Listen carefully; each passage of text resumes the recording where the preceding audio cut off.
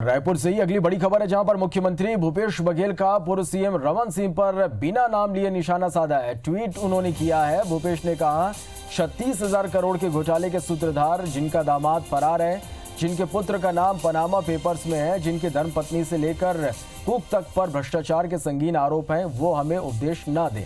ऐसे व्यक्ति और ऐसी पार्टी को छत्तीसगढ़ महतारी की महान जनता एक बार फिर से आईना दिखाने को तैयार है।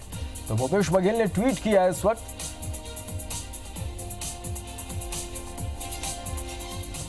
सीएम रमन सिंह पर बिना नाम लिए उन्होंने निशाना साधा है।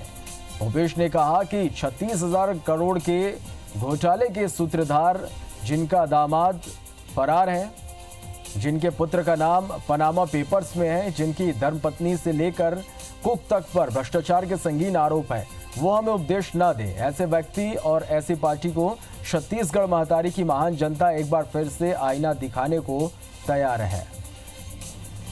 चलिए, तो इस ट्वीट के बाद बीजेपी ने कांग्रेस पर निशाना साधा है। बीजेपी ने भी ट्वीट कर लिखा, भूपेश जी आपने कहा है कांग्रेस को वोट ना दें। बिजली बिल हाफ की जगह बिजली बिल हाफ हो गई है। छत्तीसगढ़ को 2003 से पहले का प्रदेश बना दिया। 300 से अधिक गाँव में 4 से 5 घंटे की कटौती हो रही है। आज की खबर पढ़िए, सीएम साहब कभी कभी खुद का मूल्यांकन भी करना चाहिए। वोट देते समय जनता इसे याद रखेगी। तो एक तरफ सीएम भूपेश बघेल ने ट्वीट किया, तो दूसरी ओर बीजेपी की ओर से भी ट्वीट कर निशाना साधा है। सौरभ सिंह परिहार हमारे सहयोगी ज्यादा जानकारी के साथ फोन लाइन पर जोड़ा है। सौरभ, एक तरफ सीएम भूपेश बघेल ने ट्वीट किया, तो दूसरी ओर इस पर पलटवार करते हुए बीजेपी ने भी ट्वीट किया है।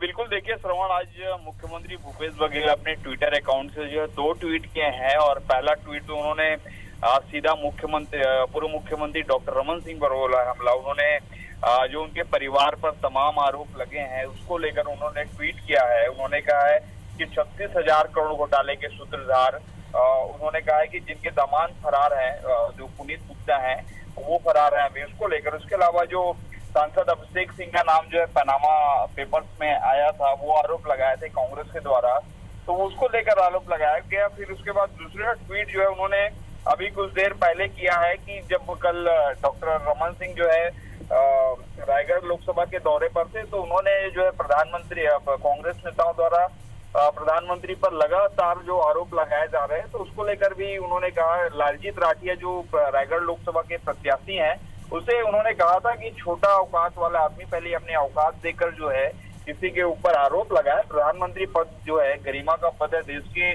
सर्वोच्च पद है, तो ऐसे में किसी के ऊपर भी आरोप लगाना, पहले अपनी औकात देखें। तो ये पूरा मामला जो है अब बढ़ते जा रहा है, क्योंकि मुख्यमंत्री भूपेश बघेल ने लिखा है अपने ट्वीट में कि मैंने तो पहले आपने मुझे जो छोटे आदमी की संज्ञा जो अलंकार दी थी उसे मैं स्वीकार कर लिया, लेकिन आप जो है आदिवासी समाज के जो नेता हैं, आदिवासी समाज को आप जो है बदनाम मत करिए, आप आदिवासी समाज को अपमानित मत करिए, क्योंकि लालजीत राठिया दरअसल जो है आदिवासी समाज से हैं और रायगढ़ लोकसभा से कांग्रेस प्रत्याशी हैं।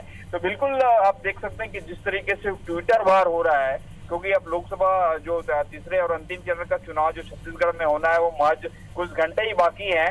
इससे पहले की जो है कांग्रेस के नेता और बीजेपी के बड़े नेता जो है ट्विटर वार कर रहे हैं, एक दूसरे पर तमाम आरोप प्रत्यारोप लगा रहे हैं। अब देखना होगा कि किस तरीके से, अभी कुछ देर बाद रमन सिंह की पीसी भी है बीजेपी कार्यालय में, तो देखते हैं कि पत्रकारों द्वारा ये सवाल पूछा जा रहा है, इस पर रमन सिंह की क्या प्रतिक्रिया आ रही है। श्रवण, चलिए सौरभ, बहुत बहुत धन्यवाद इस पूरी जानकारी के लिए।